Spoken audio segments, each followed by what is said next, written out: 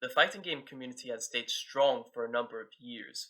It's a thriving space where players and enthusiasts engage with it actively every day. But we often forget the social and cultural factors that make it happen. Today's topic, we'll be analyzing the fighting game community through a social cultural lens. Let's go. So, the first thing that I want to talk about is how are we going to define a social cultural perspective on the fighting game community. And that's specifically factoring in social and cultural elements that affect the individual. So that means the players in the scene. And with the fighting game community, it's complex in and of itself. It's a gaming subculture that is within a subculture for gaming, right? But it's a gaming subculture that specializes itself on fighting games, the fighting game genre. And you'll find whenever you encounter the fighting game community, it's not just one game that carries the scene. It's a multitude of fighting games. It's the entire fighting game genre. So it's good for that to be defined so that we can clearly understand what we're going through in this topic here. Now, I want to mention that the social cultural perspective is really important when you are looking into communities specifically. And what I want to do with this video is bring awareness to a lot of these aspects that we take for granted. I recently I recently read a paper that was done almost 2 decades ago by a guy named Konzack, right? That just sounds like a gamer name. Um, but what he did was he developed a method for analyzing and criticizing computer games.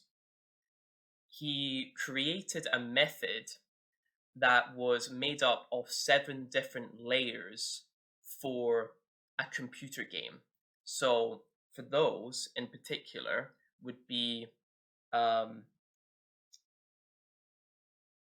hardware, software, defining the game, and the social cultural, just to name a few. He made a bottom up approach for computer game criticism so that when people are analyzing these games, they have a clear structure as to how they should be criticizing a video game, right? It just so happened in the paper that he used Soul Calibur, which is a very popular fighting game franchise now, and he looked at it from the lens of Soul Calibur and and as a product for the Sega Dreamcast. And it's really interesting to see that all of these elements that he talks about in the paper, it can still be related to today in contemporary times. One of the things that I mentioned from the list there was describing the game, right? And this is actually very important. So describing the game itself as a product is describing the virtual space of that game. I've listed 3 of my personal favorite fighting games from from my catalog, right? And you've got Tech Romancer, you've got Star Gladiator, but it was known as Plasma Sword in Europe, and a very niche game called Jackie Chan's Fist of Fire, right? And all of these games have different virtual spaces. They're still fighting games, but they play in very much different ways with different characters, different mechanics, and even the themes as well. Technomancer and Plasma Sword specifically have the theme of science fiction, whereas for Jackie Chan, it's made up of Jackie Chan's identity, right? It's the Jackie Chan world, and yeah, it's really clear to define that these games, although they're from the fighting game genre, they've got intricacies and differences between them, right? They're still considered fighting games, but they're different fighting games because they have different virtual spaces.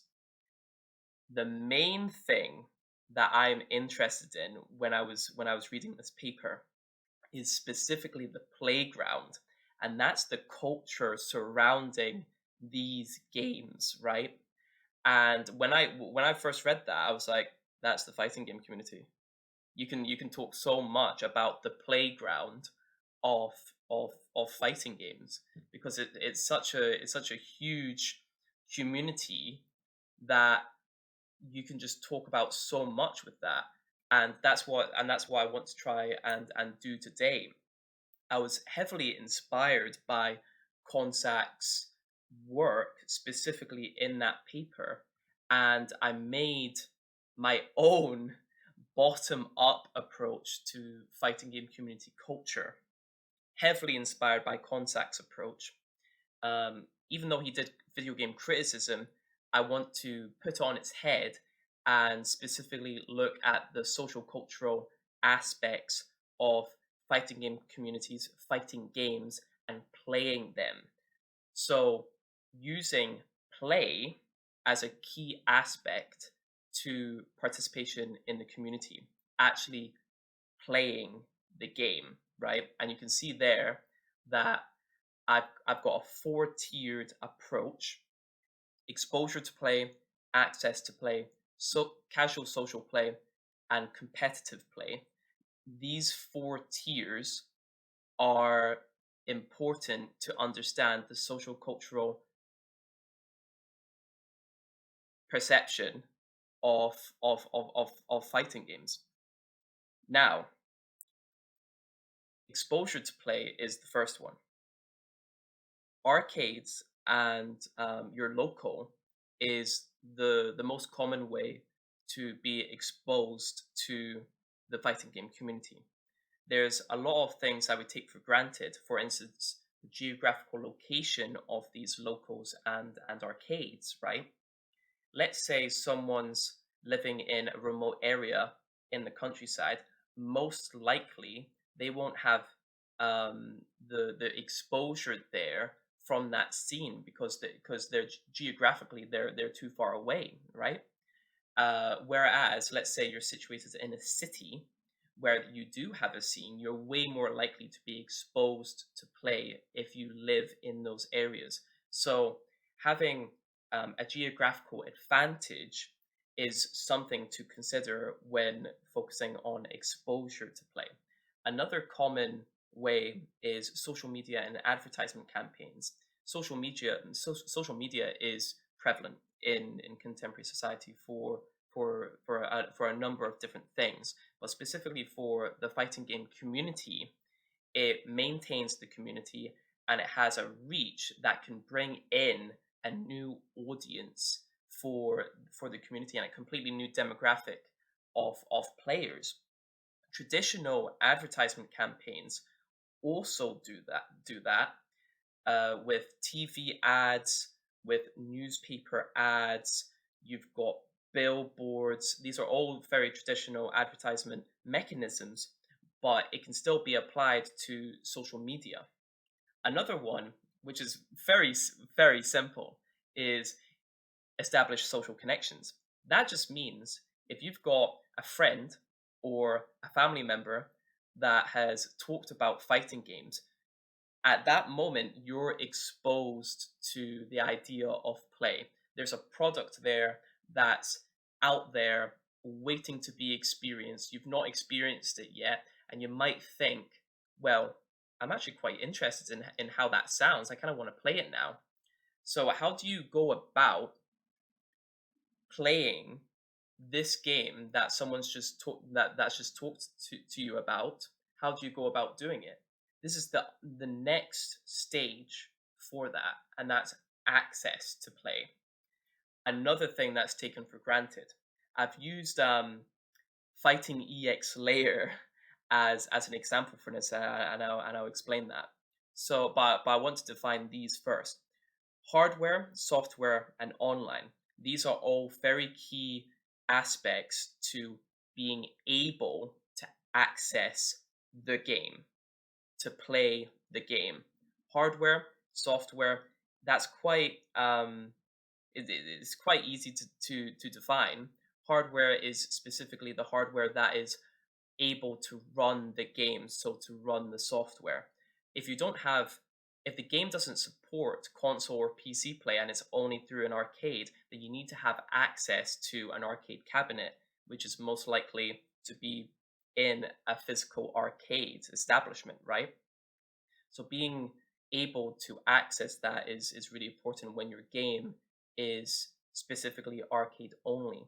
We have the luxury now in contemporary society that we have domesticated consoles and personal computers that can run video games, right? So it's taken for granted, but people can be in situations where they don't have access to that, so that they can't even play the game physically. Software is another thing, which is just the fighting game itself. Now, with the details of PlayStation 5 having a digital version of the console, that just tells you how prevalent digital games are. So the software can be used physically or digitally now. You can buy the physical disc, or you can download it through the PlayStation Store. Basically, launcher platforms that are able to sell games to consumers. Online is another thing people take for granted. If you don't have a stable internet connection or no internet connection at all, then these digital only medias can't be accessed. And now this is where Fighting EX Layer comes in, right? So Fighting EX Layer is available physically in Japan and the Asian region, but it's not accessible. It's not physically accessible in Europe, America, and every other continent, right?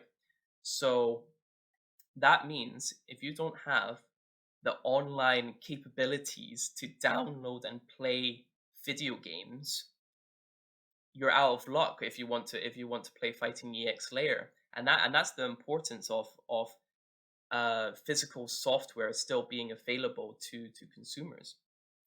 And all these aspects that I've just mentioned, they're material conditions that individuals need to have to be able to play the game, right?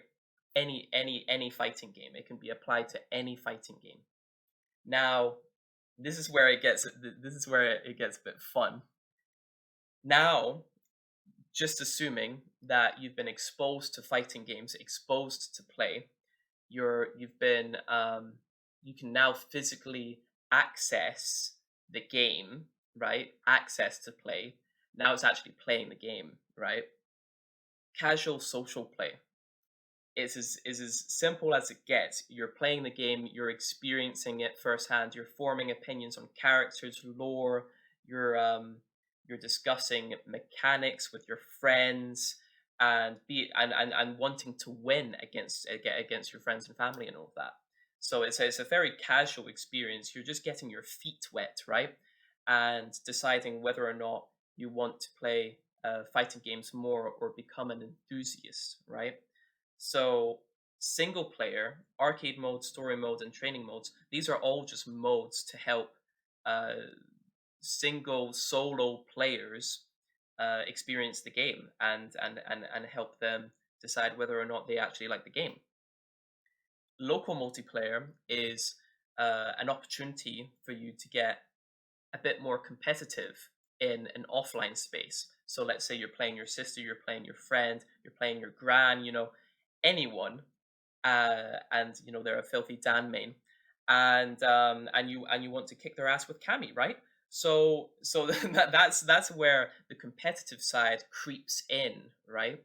And if you have online capabilities, let's say you've just digitally downloaded Street Fighter 5 and you want to hop on online, then you can do that. You can play way more people online compared to your local area, and that gives you a bunch more experience on how the game works, how characters work, and how matchups are determined in the game. So that's starting the actual play part of this approach. But there is also another tier that's above this, and it's competitive play. So this is, let's say, as an example, you've just got your feet wet, you've played, let's say, Street Fighter, you're now a fan of Street Fighter, and now you want to play more players in your local area, or you actually want to travel to an international tournament, let's say Evo, and you want to see where your skill is, right? Tournament events, physical tournament events, give you that direct experience with the fighting game community. You're in the same physical space, and you're able to play people from all walks of life, right? And that's very important to get way more experience and depth into your competitive play, and even just as a functioning community member, just being able to go to these events, talk to people, and all of that. Now, another thing is mannerisms and etiquette. You actually learn this when you go to events. It's way more likely for you to learn this etiquette when you're physically there, when compared to an online tournament experience, right? The mannerisms and etiquette. This is the common example. Just shaking hands or fist bumping, right? That is such a common mannerism in the community that when you don't do it, or when you actively, like, let's say, like, someone reaches out for your hand and then you just say, no, don't shake hands, or you just slap their hand away, that just negatively reflects on that individual from the community. So the community will see that individual and just be like, what, he's not conforming to this etiquette, right? It's so important that individuals are reflecting their behavior in these scenes and these environments, because that's how the community can grow and maintain itself. The most important thing, though, specifically from an individual point of view, is that when you go to these physical events, you can create social bonds. You've got a name to a face. You can approach them and talk to them about your favorite character, your favorite matchup, talk about the game, talk about the mechanics, talk about maybe even player drama or scene drama, all of that. And then that can go into something deeper. So talking about your life, talking about your work, talking about, family issues, all of that. That's when creating strong social bonds occur. Is that through these tournaments, through playing this game, competitive play, you've got branches of opportunity that appear when you go to these events, and ultimately it develops the individual. And when you develop the individual, then that community grows because of it, because they're way more likely to support the scene. That's the approach, right? And you might have some thoughts about it already. I've already thought about it, right? And I've actually given you some flaws to this approach, right? There could be way more, but these are the ones that I want to highlight today, okay? So, specifically from an approach sociological perspective, sociocultural perspective, it's too simplistic, right? It's very much narrowed in on the individual. It's very micro in its design. The individual experience is way more complex than how I just described it. It could very well be that your first exposure to fighting games was at a tournament, so you didn't get exposed to it um, through social media, through advertisements, through a friend. You just so happened to stumble into a venue that was doing a fighting game tournament, and that was your first experience of fighting games. So from that first tier, you're now being exposed on the fourth tier, right? But I think with some redefining of the approach, I feel like that could be you know better to educate others about how people participate in the scene. I think just refining some aspects about each tier, it could well be sufficient. The approach overemphasizes play, right? And I just thought that was really a really important point that Konzack mentioned, and I just focused in on that idea and applied it to a full approach of myself, right? But it ignores other facets of the community, right? I didn't go into depth about the complexity of social connections as well during all of these tiers, right? All of these levels, and communication is so important in the community. So I think on further if there was a further revision of this approach, I would definitely need to incorporate more community aspects into this. The micro level that I mentioned before, because it's micro level, it disregards macro level issues. And just for an example, social class, right? I've mentioned social class, and when I thought about it, it could be that if someone is in a poverty-stricken area, or living in poverty, right?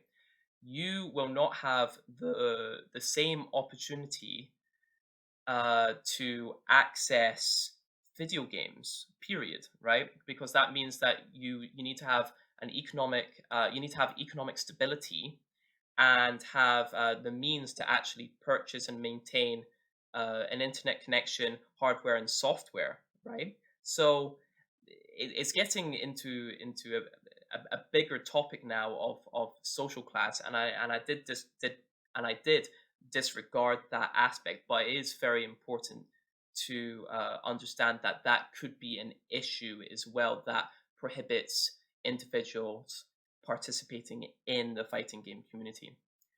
And the last one, it's me armchair theorizing.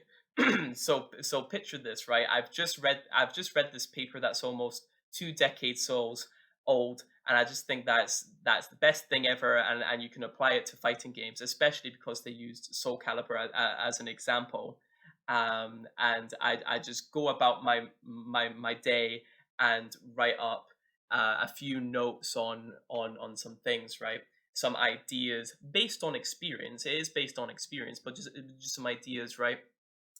It's not it doesn't operate on hard research, right? There's very limited research in this approach. But when I do develop this approach, I will have to use hard data and research to back up my theory, right? Because that's very, very important for a sociologist to do, right? To be able to bring in the facts and prove your argument is correct, right? Now, I want to conclude this just by saying that after I read that paper, there's a lot of things in the fighting game community that we take for granted. So specifically, social media, access to play, social play in and of itself, just playing the game and learning it for the first time, competitive play, all of the tiers that I showed you. These are aspects that are really important and we take for granted. So if you keep these aspects in mind, then you'll develop a more insightful perspective on the fighting game community. So that's everything that I've got for you today, guys. Thanks for watching.